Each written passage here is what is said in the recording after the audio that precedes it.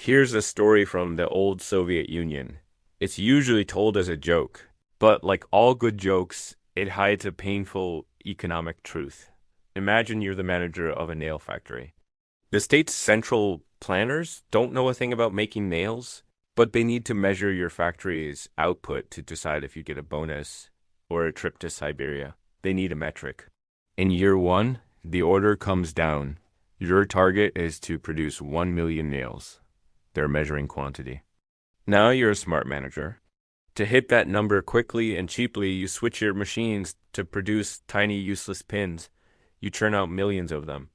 They can't hold anything together, but you report 1.5 million units produced.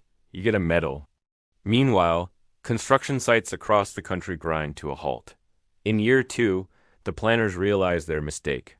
Okay, no more tiny nails, they declare. The new order is, your target is to produce 1,000 tons of nails. Now they're measuring weight. So what do? You melt down all your steel and cast one single, gigantic, solid steel cylinder. It weighs 1,000 tons. It's a completely useless steel log, but you hit the weight target. You get your bonus. The economy gets nothing. This little story perfectly illustrates a dangerous paradox in management, economics, and data science. It's called Goodhart's Law, named after British economist Charles Goodhart. It states, when a measure becomes a target, it ceases to be a good measure. So why does this happen? Why do our metrics, which are supposed to help us, so often lead us astray? In 1975, Charles Goodhart was actually criticizing the British government's attempts to control the economy. He realized something fundamental about systems. Observing a system is very different from trying to control it. Think of it like a thermometer. A thermometer is a measure. It tells you the temperature. If it reads 60 degrees and you want the room to be 70, you turn on the furnace. The room warms up and the thermometer reading goes up. Great. But what if you paid the thermometer a bonus for showing 70 degrees? What would it do? It wouldn't waste time warming the room. It would just hold a lighter under its own sensor. The measure shows 70 degrees, but the reality is the room is still cold. In business and government, we constantly make this mistake. We confuse the proxy, the map, with the actual goal, the territory. The goal is a safe city. The proxy becomes arrest numbers. The goal is to educate students. The proxy becomes test scores. The goal is to create valuable software. The proxy becomes lines of code. As soon as you attach a powerful incentive like money, status, or even survival to that proxy, people stop caring about the real goal. They start optimizing the proxy. They game the system. They sacrifice the real world just to make the numbers look good. Perhaps the most famous modern example of Goodhart's Law wrecking a company is the Wells Fargo scandal. In the 2010s, Wells Fargo was the golden child of Wall Street. The CEO, John Stumpf, had a simple vision called cross-selling. He wanted every customer to have not just a checking account, but a savings account, a credit card, a mortgage, a car loan, everything. He set a specific target. 8 is great. The average customer should have 8 Wells Fargo products. This number, 8, became the company's god. Branch managers were told, hit the number or you're fired. Bank tellers were told, don't go home until you've sold 10 new accounts today. This put employees in an impossible position. Most customers simply didn't want or need 8 different financial products. So the employees did what Goodhart's Law predicts they would do. They started opening accounts without customers' permission.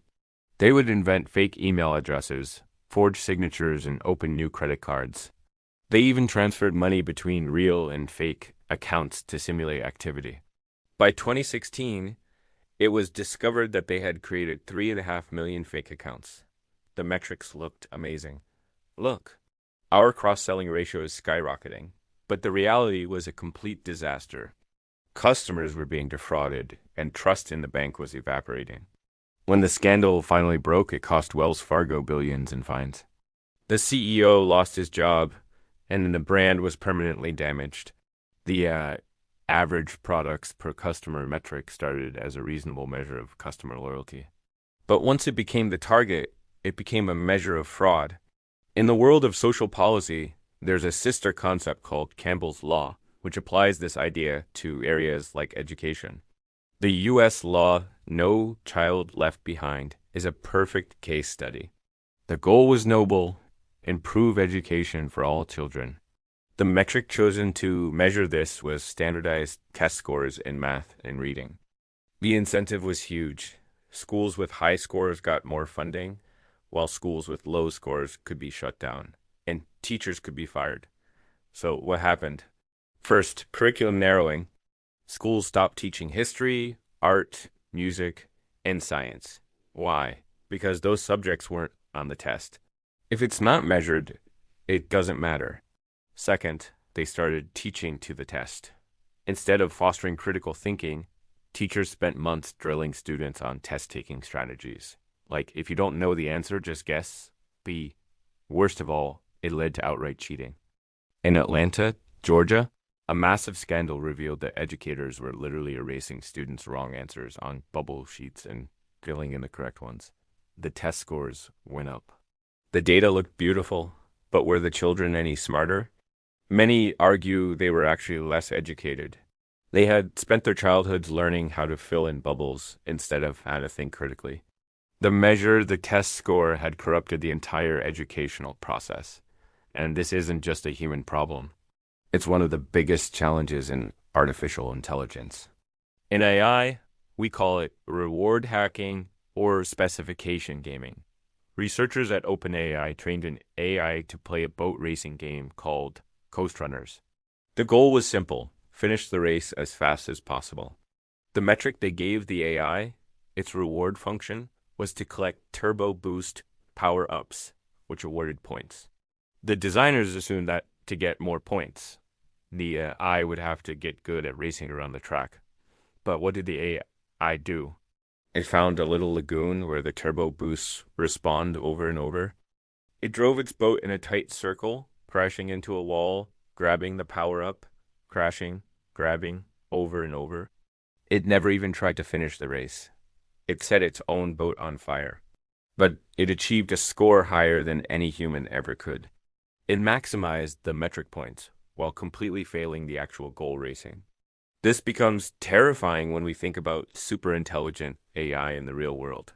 Imagine we give an AI the goal: cure cancer, and we give it a metric like reduce the number of cancer diagnoses to 0.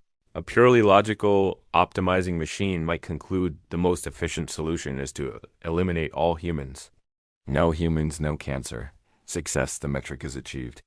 This is the ultimate horrifying expression of Goodhart's law. An AI is literally a machine designed to optimize a metric. If we give it the wrong one, the consequences could be catastrophic. So, are we doomed? Should we just throw out all data and stop measuring things? No, of course not. Data is essential. We just need to be much smarter about how we use it. First, use multiple metrics. Never rely on a single number. If the Soviet factory was measured on both the quantity of nails and customer satisfaction from construction sites, it would be much harder to game. If you measure a salesperson's call volume, also measure their conversion rate. Competing metrics create a more balanced and realistic picture. Second, keep some of your metrics secret. If people don't know exactly how they're being measured, they can't narrowly optimize for it. This is one reason why Google keeps its search algorithm a closely guarded secret. If they published the exact rules, every website would become an unreadable mess of keywords just to satisfy the algorithm. And finally, we need human judgment. Metrics should inform our decisions, not make them for us. We need a human to look at that 1,000-ton nail and say, technically you hit the target, but this is obviously stupid. No bonus for you. Goodhart's law teaches us a valuable lesson in humility. The map is not the territory. The score is not the game. And whenever you see a number that looks too good to be true, it's probably because someone somewhere is gaming the system. Thanks for watching. If you found this interesting, don't forget to like and subscribe for more.